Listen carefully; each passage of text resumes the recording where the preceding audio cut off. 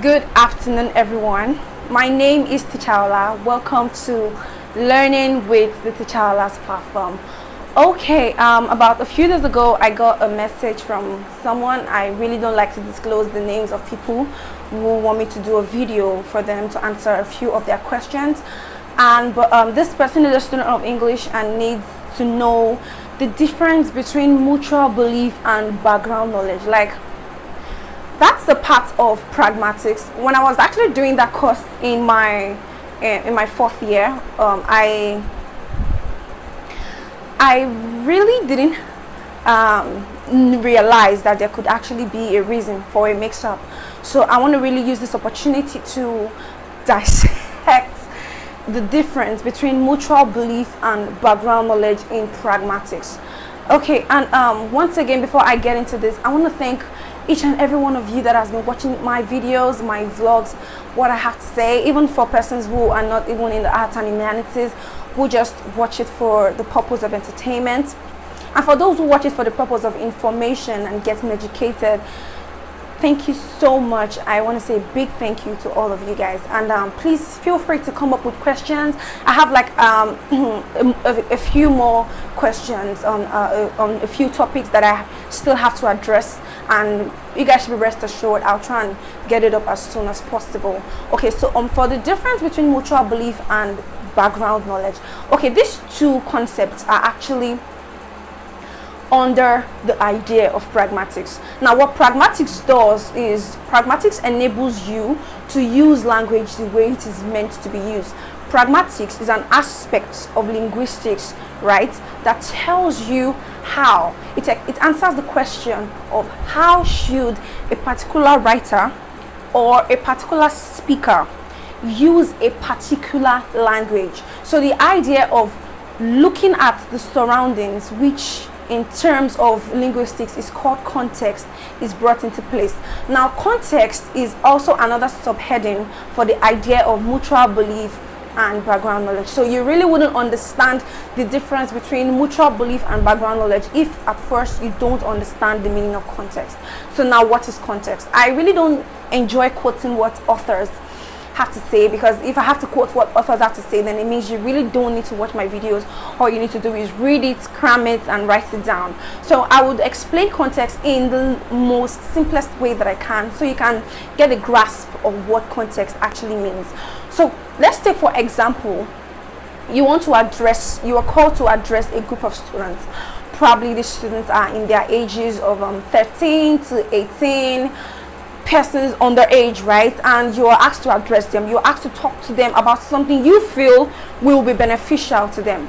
So now, when you begin to talk to them about work, like when you begin to talk to them about work, you begin to talk to them about raising a family, you begin to talk to them about starting a business. Like, these are people who do not really need those things. Like, these are people whom those things are not going to be beneficial to, and even if it's going to be beneficial to them, it's going to be beneficial at a certain time, not at that time.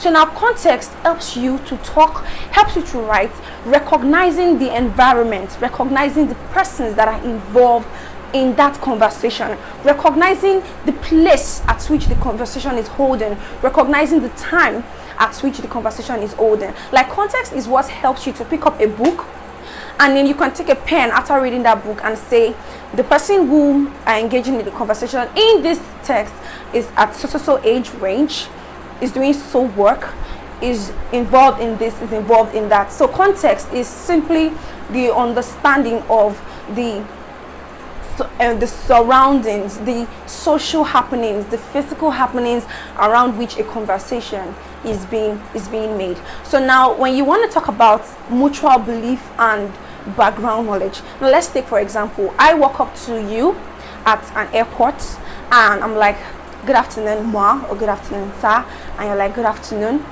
And I'm okay, and I probably checked your ticket and I cited Kano. I'm like, are you going to Kano? You'll be like, yes, although you might be a little surprised how I knew you were going to Kano, because you don't know me, but I saw Kano on your ticket, and I'm like, and you replied me with, yes, I'm going to Kano. And the next question I give to you is, where in Kano do you stay? Because I'll be going to so place in Kano. And you're like, I stay in the capital of Kano. I'm like, oh wow, I'm actually going to the capital of Kano too. I just got a job transfer from the Ministry of Education in Lagos to the Ministry of Education in Kano. And then you reply me, I actually work in the Ministry of Commerce, or I work in the Ministry of Justice for Kano. And I'm like, okay, how is Kano and every other thing? So now what is happening? The reason why this conversation has been able to progress from persons who don't know each other to persons who are getting acquainted with each other is because they worked on the background knowledge that they have. Now most students actually make the mistake of saying background knowledge is what these people know like before. No, background knowledge is what you know as a result of starting a conversation with someone. So when I start talking to you, and then in the process of talking to you I get to know you work in the Ministry of Commerce, that is my background knowledge for another line of sentence. So background knowledge is not that they know each other. No, that is not what background knowledge is. Unlike the mutual belief, which is called MBC, mutual belief, MBS, mutual belief system, or mutual belief concepts, MBC. Now the mutual belief concept is the one that explains to you that these persons have a mutual belief about the world generally. Like it is believed, of course, mutual belief. It is believed that when you, and there is a manner in which an air hostess would address you. There is a manner in which a traffic warder would address you. There is a manner in which a street hawker would address you. Now you address a street hawker because you believe that that person is a street hawker. You've seen that the person is carrying something on the person on his or her head, is hawking, is there to make money. Now you're like, give me a wrap of gala, and the person gives you a wrap of gala, and you're like, okay, take your money, buy.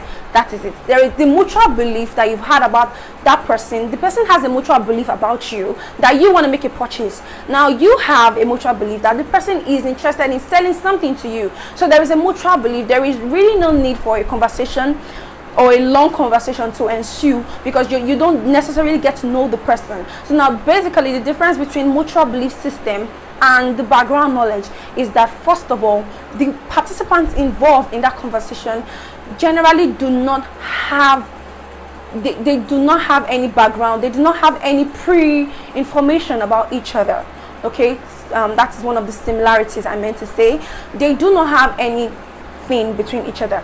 But then the difference between the two, the major difference, is that in the process of the conversation, in background knowledge, the conversation is flowing because some information are being released. Unlike mutual belief system, where information is not being released, you just talk, and most of the time these conversations are really brief conversations. So I hope I've been able to answer your question about the mutual belief and the background knowledge. Although there is a similarity between the two, it helps conversations, but of course I've just addressed the differences between the two. So if you have more questions, if you have some things that you're still not sure about, I really hope this has been able to answer your question. But feel free so we can discuss this once again. Thank you so much for watching. I want you guys to like, share, subscribe, comment, do whatever it is to keep this vlog going. I love you guys so much. Thank you for watching. Bye.